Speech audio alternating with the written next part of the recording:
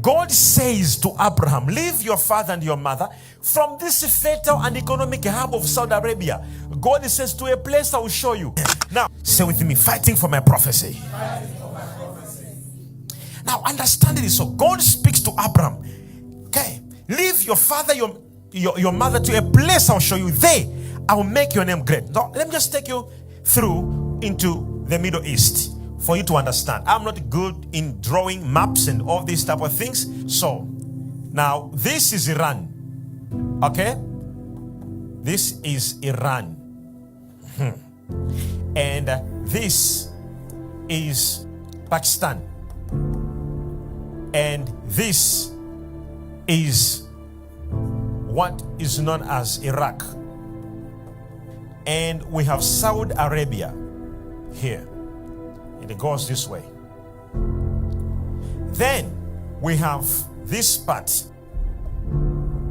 Then we have Israel. Are you understanding? Now, this is an ocean. It starts from here. It's known as the Strait of Hormuz. The one that you are hearing all this battle, that Iran has shut this.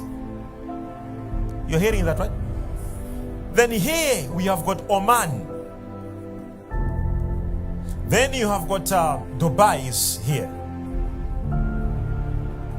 Now, so this is Dubai. When you are in Dubai, when you see this ocean here, it's a very thin thing. It's about like 48 kilometers. The other side is Iran. Why am I teaching you? Now, this is Saudi Arabia. Now, this is why this place has got so much oil. So Iran here, they've got oil. Iraq, they've got oil. Saudi Arabia, oil. Oman, all these countries that are here. Dubai, they've got oil. And you go in like that. And this is Pakistan. So this sea here goes like this, and then there's a huge sea going there. Here there's a small island here.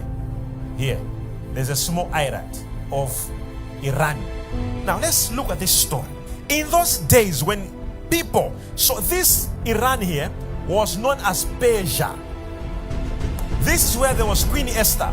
Iraq used to be called Babylon. This is where there was Nebuchadnezzar. This is where there was Daniel.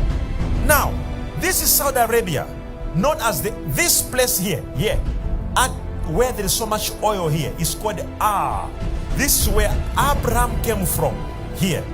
Now, if you look at this place here, there's so much economic activity starting from here, here, here, here, and to Dubai here, this circle. Because of the Strait of Hormuz, it gives them oil in all these places. And there's so much transportation, and it's an economic hub. It is what made these countries great. So Babylon was so great because of an economic activity happening here. Saudi Arabia and there was so much economic activity happening here. Persia was so much because of it. Are you understand what I'm trying to teach you? Now understand this. So this is Israel. This is a desert. Now, here there was nothing, there was no economic activity happening. Now, from here, you have got Egypt down here. You have got Egypt. Just look at this. This is a map. Now, real-time map. Then you have got Iraq or Babylon. So here there was a king, very powerful king in those days. These kings would conquer other nations and take people as captives and take them to Babylon to work as slaves. Persia would do the same. So there was a time Persia captured people here and they were here as slaves. That's when there was Queen Esther and they were being killed. There was Haman. You know that story, right? And eventually the king there married Queen Esther. So all the story of favor. She married the king of Iran, like the one who has just been killed 2 weeks ago, Ayatollah, who has been killed. Now imagine how that man was hating Israel. Imagine him now marrying an Israelite. How God can twist events. And then the one who was in charge of the whole nation here was Queen Esther. She's the one who was influencing decisions and everything else. So God will not put you in a position for nothing. God will put people on positions for influence, for impact. So this is Iran, known as Persia. This is Iraq. This is where there was Iraq too. It was a big empire. They also captured Israel at some point in time. And they were here because of disobedience. When envoys came from here to come to Israel, the king took with them and showed them the holy place they were not supposed to do. So God said, you will be captured and saved in Babylon. So they went here to save. That's when there was now Daniel being born, Shadrach, Meshach, Abednego being put in fire. So these countries, they have never loved Israel. They have captured. That's why until today, when Israel says, who kill you, they always answer back, because they have got a history to say, we once captured you as slaves. You were our slaves from a long time ago. That's why they answer back, because they feel that thing of saying we have superpowers also. You can't say anything to us. I hope you're getting it. So now imagine this, that God says to Abraham, leave your father and your mother from this fertile and economic hub of Saudi Arabia. God says, to a place I will show you. Now, Abraham had to obey and walk here. He walked this direction. He went up here and went into Syria, and boom, into what? The land of the Chaldeans, which is Israel. That time it was not Israel yet. It's called the land of the Chaldeans. Are you understanding? Now, when he came here, there was drought. There was no food here. And then the Bible says he left from here and he went to Egypt to beg for food. Now, this man is coming all the way from an economic hub where there was prosperity and everything else. God is said, to a place I will make your name great. Sometimes prophecy isn't about being comfortable. God can remove you from a comfortable place to a place where it will not even make sense.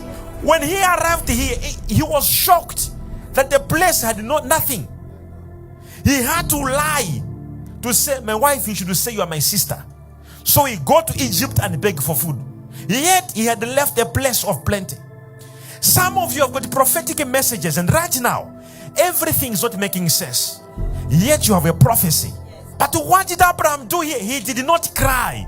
He didn't blame God. The Bible says he built an altar. Karabahata.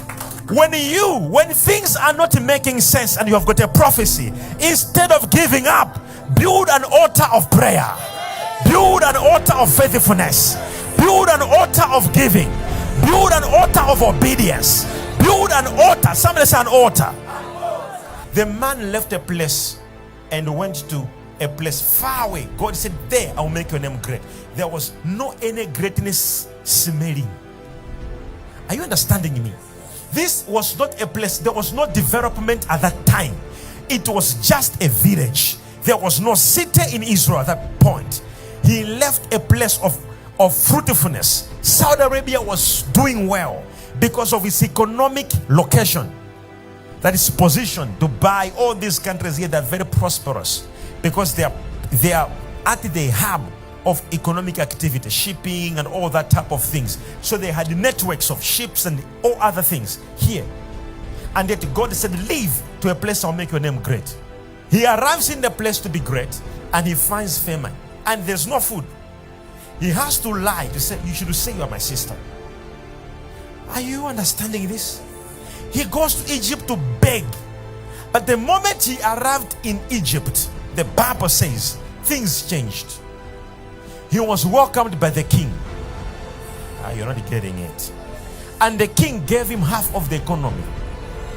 In chapter 13, in verse 2, the Bible says Abraham became rich in gold, in silver, and in the livestock.